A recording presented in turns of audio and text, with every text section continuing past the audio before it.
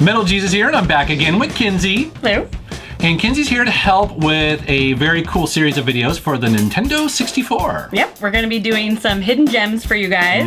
And I know people have been asking for N64 Hidden Gems, so pretty excited for this one. Yeah, it's perfect that you're here because I didn't really have an N64 back in the 90s. I was kind of a PC snob a little bit. I know. But you had one, and you showed up with bags of games. I have a lot of 64 games. I played a lot of the 64 as a kid. This is going to be an awesome series of videos. Let's take a look.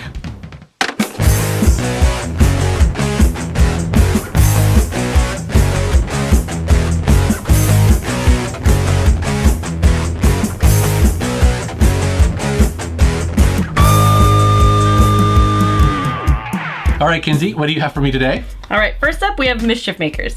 This game is awesome. Yes. It's by Team Treasure. They also made Gunstar Heroes and I think one of the Ikaruga games.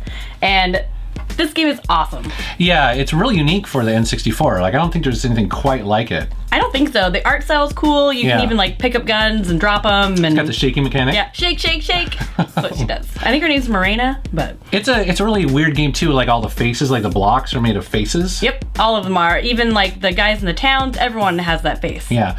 Now the controls for me on this game took a long time to kind of like get used to. They're a little weird. They got a lot of zoom jumps in every direction. Yeah, but I mean, once I put some time into it, I could not put this game down. I thought it was awesome. This game is amazing. Yeah, definitely.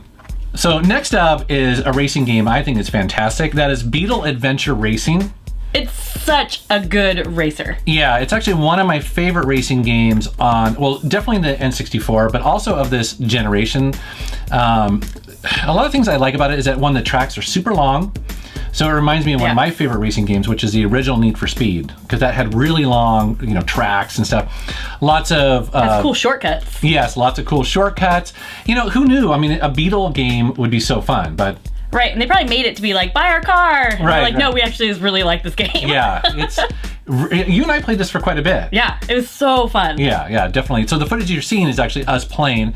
I feel like I won more than you. I kind of don't think so. I don't know. I feel like I'm good at racing games. Maybe I won. I feel like if you won one, it was this one. Okay, give me that one. Deal. All right, we also played this one, and this is Pokemon Puzzle League, and I know it's a Pokemon title, so it's kind of like first party. Is it hidden? I think this one is, only because I don't think, if you played a Pokemon game on the system, you played Pokemon Stadium or something like that. And this game is awesome. It's the best version there is of Tetris Attack. Yeah, we had a lot of fun playing this too. This game's awesome. And who doesn't want to play Tetris Attack where like when you send the blocks down on the other person's screen, it's like, Pikachu! And you're like, you take that. Like, it's kind of awesome. That sounds vaguely familiar, yes. I do remember you destroying me quite a bit at this game. So here's a game that we also played and captured the footage for. This is Snowboard Kids. I absolutely love this game.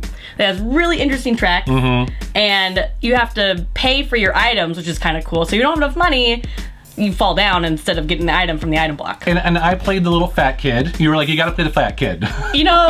The fat kid's my favorite. He doesn't say real words. Like when he gets hit by things, everyone else is like, all right. I have my weird sayings. He goes, and it's hilarious, and I absolutely love it. Makes me laugh every single time. He's awesome. Tommy for the win. Yeah, definitely a really fun game. We had a ton of fun with that. Next up is Blast Core. I want to say Corpse. I always do too, but that's not really a word. It's got a P. It's got a P in there. I want to say Blast Corpse. It's there to trick us. This is a great game. I don't think it came out on any other system other than N64. I don't think so. Yeah, and so it's an action game where the whole thing is that there's a missile that is going through this environment, like this map, whatever. And if it touches any other items like buildings and stuff like that, it's going to explode. Game over, right? And so you play as bulldozers, you play as like these little cars with missiles. At one point you're a robot, and the whole thing is you have to clear, you have to clear the path for this missile to get to its destination. It's a simple mechanic, but it's so much fun. It's really good if you like explosions. Yeah, blowing stuff up. Yeah. Yeah, this is definitely a good game for that. All right, next up is Bust Move 2 Arcade Edition. And I really like Bust a Move, so I was a little bit leery on if I should include it, just because Bust a Move is out on literally every single system. But this is a really good version of it, and it was really fun. I mean, we played it. What'd you think? Oh, I loved it. I think it was so much fun. Yeah, it got really competitive too. Like, we're playing it long beyond what we needed for like footage, you know, just because we wanted to beat each other. Was very cool. I love this game on any system, really. But all right, next up is Goemon's Great Adventure, and there are actually 2 Goemon games on this system. But I really like this one.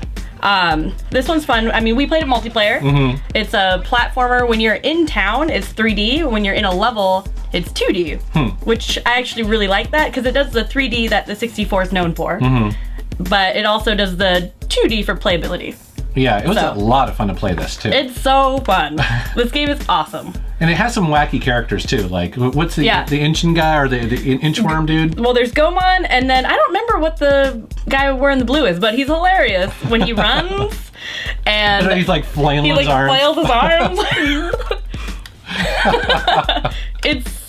In other words, it's worth it for that alone. Oh yeah, totally. So definitely check this game out. This game's awesome. Cool. And then finally, Robotron 64.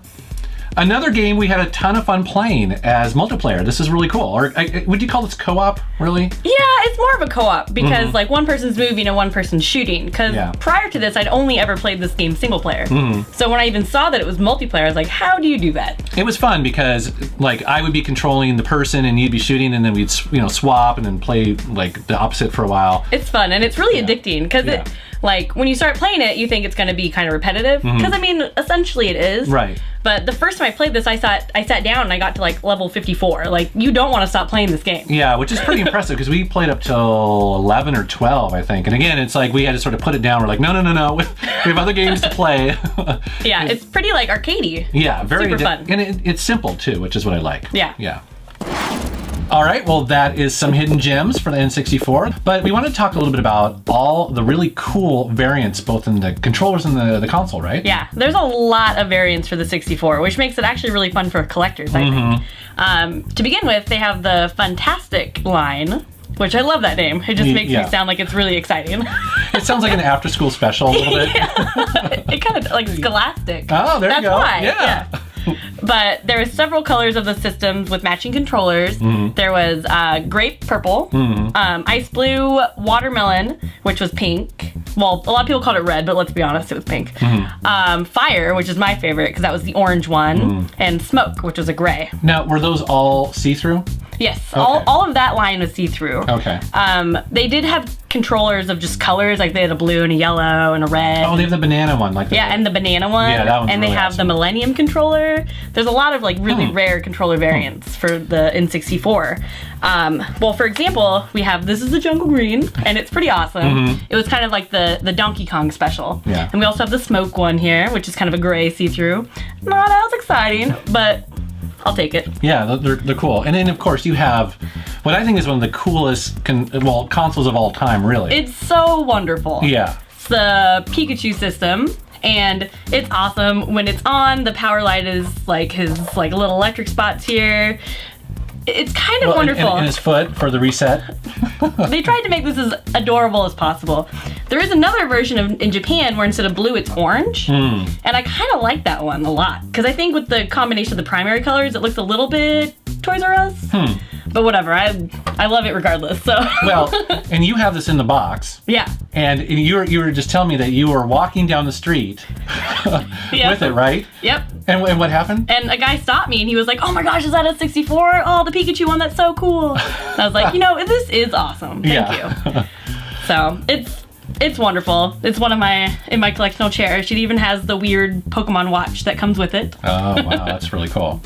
Well, that's part one. We'd love to know what you guys think. Please post a comment below and let us know. And let us know what some of the hidden gems you'd like to see in part two. Thank you for coming on. It's great to be here. We're going to do the second part here pretty soon. Take care. Thanks.